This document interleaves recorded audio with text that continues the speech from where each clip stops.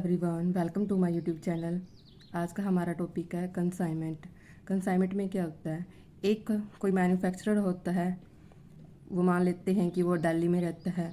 अगर वो बंदा अपनी गुड्स को मुंबई में सेल करना चाहता है, किसी लोग दूसरी जगह पर सेल करना चाहता है, कोई भी गुड्स का ओनर, तो वो किसी दूसरे बंदे को उस एरिया में हायर करता है, किसी एजेंट को, उसे एजेंट बोलते हैं, और उसको अपनी गुड्स देता है कि आप मेरी इन गुड्स को इस मार्केट में सेल करो और मैं आपको जितनी भी सेल गुड्स को सेल करोगे उस पर मैं आपको कमीशन दूंगा। तो ये जो एजेंट होता है वो कमीशन के लिए वर्क करता है, और ये क्या होता है, इसकी गुड्स बिक जाती हैं और जिससे इसको प्रॉफिट होता है। तो जो मैन्युफैक्चरर या जो ओनर होता है, जो गुड्स को बेचता है, बेचने वाला कौन होता है, कंसाइनर होता है। और जो एजेंट को क्या बोलते हैं, हमें कंसाइनी बोलते हैं, जो गुड्स को एक्सेप्ट करता है। इसमें गुड्स का ये मैन्युफैक्चरर सेल नहीं करता, बस उसको ट्रांसफ़र करता है कि बेचने के लिए, ओनली पोजेसन देता है, बट इसकी ओनरशिप मैन्युफैक्चरर या कंसाइनर के पास ही रहती है। कंसाइनर का काम क्या है, बस उन गुड्स को बेचना, और उन बेचने पर जो भी प्रॉफिट होगी, जो भी वैल्यू होगी, वो मैन्युफैक्चरर को बेचना और उस पर कमीशन लेना, इतना वर्क होता है। और जो गुड्स ट्रांसफ़र की जाती है, इन्हीं को हम कंसाइनमेंट बोलते हैं। कंसाइनमेंट से रिलेटेड कुछ एक्सपेंसेस भी होते हैं, जो इनमें से कुछ एक्सपेंसेस कंसाइनर के द्वारा किए जाते हैं और कुछ कंसाइनी के द्वारा किए जाते हैं। कंसाइनर के द्वारा कौन से एक्सपेंसेस किए जाते हैं, लाइक जो वो गुड्स बेचता है उसके लिए वो जो गुड्स की पैकिंग भी करता है, लेबलिंग भी करता है, जो उनको लोडिंग भी करता है ट्रांसपोर्ट में, उनका फ्राइट भी देता है, और जो ट्रांजिट इंश्योरेंस भी करवाता है, टैक्स भी पे करता है। ये सब नॉन रिकरिंग एक्सपेंसेस होते हैं, जो कंसाइनर के द्वारा जब कंसाइनमेंट भेजा जाता है तब किए जाते हैं। उसके बाद जो कंसाइनी होता है उसके नॉन रिकरिंग एक्सपेंसेस कौन से होते हैं, अनलोडिंग एक्सपेंसेस, जो कंसाइनमेंट आता है उस गुड्स को उतारते हैं, फ्राइट देता है, कोई टैक्स या ड्यूटी देता है, तो ये नॉन रिकरिंग एक्सपेंसेस होते हैं जो कंसाइनी के द्वारा किए जाते हैं। और रिकरिंग एक्सपेंसेस कौन से होते हैं, लाइक रेंट देना, जो गोडाउन वगैरह में गुड्स रखी जाएंगी, salary, advertisement expenses, insurance expenses, other expenses किए जाते हैं जो रिकरिंग नेचर के होते हैं, जो बार बार किए जाते हैं कंसाइनी के द्वारा। और ये दोनों टाइप के एक्सपेंसेस होते हैं, ये कंसाइनर के द्वारा पे किए जाते हैं, बिकॉज जो गुड्स का ओनर होता है वो कंसाइनर होता है, कंसाइनी ओनली कमीशन पर वर्क करता है। इसके बाद इसमें कंसाइनमेंट अकाउंट ओपन किया जाता है, जो भी गुड्स होती हैं उनके लिए।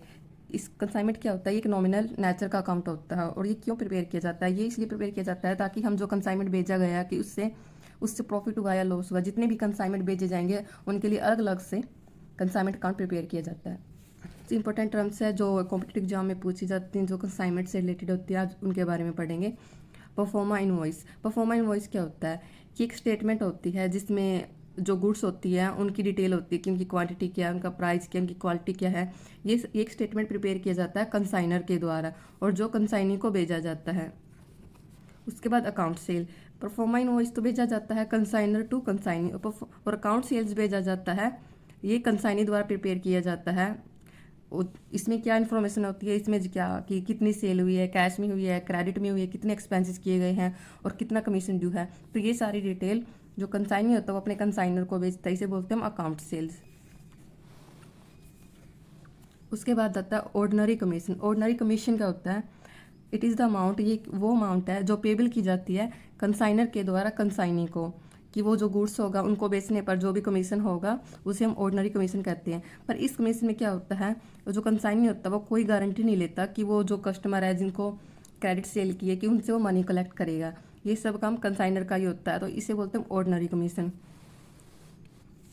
और डायल क्रेडिट कमीशन क्या होता है, इसमें जो कंसाइनी होता है वो एक एडिशनल रिस्पॉन्सिबिलिटी लेता है कि आपके जो कस्टमर है मैं उनसे पैसा भी निकलवाऊंगा, इसके लिए वो एडिशनल अमाउंट भी लेगा, तो उसे बोलते हैं डायल क्रेडिट कमीशन।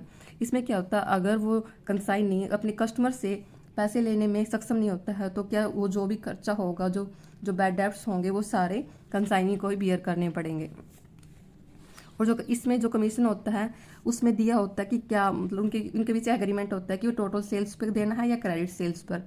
उसके बाद पढ़ते हैं over riding commission. Over riding commission में क्या होता है कि मान ले कंसाइनर ने बोला है कि कंसाइनी को आपको कि 100 रुपये की गुड्स सेल करनी है, पर कंसाइनी अगर 120 रुपये में सेल कर देता है तो इससे जो प्रॉफिट होगा, तो कंसाइनी क्या बोलता है कि मुझे इस पर एक्स्ट्रा कमीशन चाहिए, बिकॉज मैंने इसको अबव सेल प्राइस बेचा है। तो इस पर जो कंसाइनर होता है उसको एक्स्ट्रा कमीशन प्रोवाइड करता है, इसे बोलते हैं ओवर राइडिंग कमीशन। अब हम करेंगे कंसाइनमेंट अकाउंट के लिए जो जर्नल एंट्रीज होती हैं, इनसे क्वेश्चन बनने के काफ़ी चांसेस हैं HPSC PGT में और काफ़ी कॉमर्स एग्जाम में। पहले हम देखेंगे जो कंसाइनर होता है वो अपनी सारी एंट्रीज कंसाइनमेंट अकाउंट में करता है, और जो कुछ एंट्रीज होती हैं जो कंसाइनर भी करता है, कंसाइनर के नाम से अकाउंट ओपन करके। फर्स्ट एंट्री क्या है, जो कंसाइनर होता है वो गुड्स को कंसाइनमेंट पर सेंड करता है, तो इसके लिए क्या एंट्री होती है, consignment account debit to goods sent on consignment. ये कंसाइनमेंट अकाउंट को डेबिट क्यों करता है, बिकॉज जो कंसाइनर होता है इसे अपना लॉस मान लेता है कि उसके पास से गुड्स चली गई है, और जितने भी लॉसेज एक्सपेंसेस होते हैं वो कंसाइनमेंट अकाउंट के डेबिट में लिखे जाते हैं, और जो कि जितनी भी प्रॉफिट और इनकम होती है और उन्हें हम इसके क्रेडिट साइड में डालते हैं, बिकॉज कंसाइनमेंट अकाउंट एक नॉमिनल अकाउंट है, इसलिए वो कंसाइनमेंट अकाउंट को डेबिट करेगा to goods sent on consignment. जो गुड्स है वो बिजनेस से कम हो गई तो उन्हें क्रेडिट में डाल देंगे। और इसको जो एंट्रीज होती हैं इसको रिकॉर्ड करने के दो बेस होते हैं, एक एट कॉस्ट होता है जी कॉस्ट पर, जितनी लागत है उन गुड्स की उस पर, एक एट इनवॉइस प्राइस जो सेलिंग प्राइस मान लेते हैं उस पर।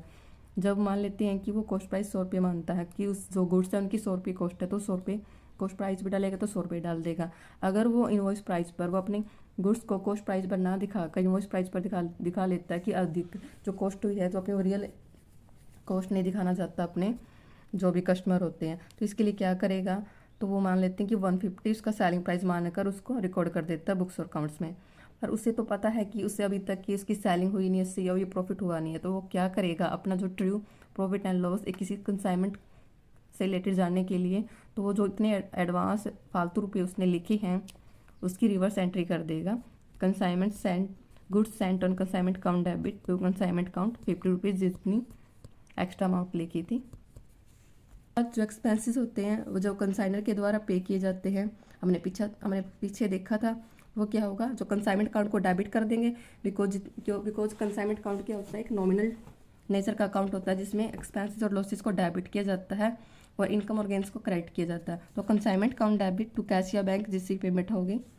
उसके बाद कंसाइनी कुछ एक्सपेंसेस करता है और जो कंसाइनर के द्वारा पे किए जाते हैं, तो कंसाइनी क्या एंट्री करेगा, कंसाइनर अकाउंट डेबिट, कंसाइनर को डेबिट उन खर्चों से करेगा बिकॉज ये कंसाइनी होता है, उससे जो भी अमाउंट पे एक्सपेंसेस किए वो कंसाइनर से लेने होते हैं।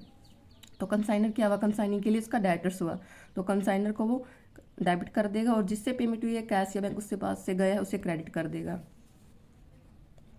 उसके बाद जो कंसाइनर होता है वो अपनी बुक्स में क्या करेगा, उसके लिए एक्सपेंसेस है तो कंसाइनमेंट अकाउंट को डेबिट कर देगा टू या कैश बैंक जिसमें पेमेंट करेगा।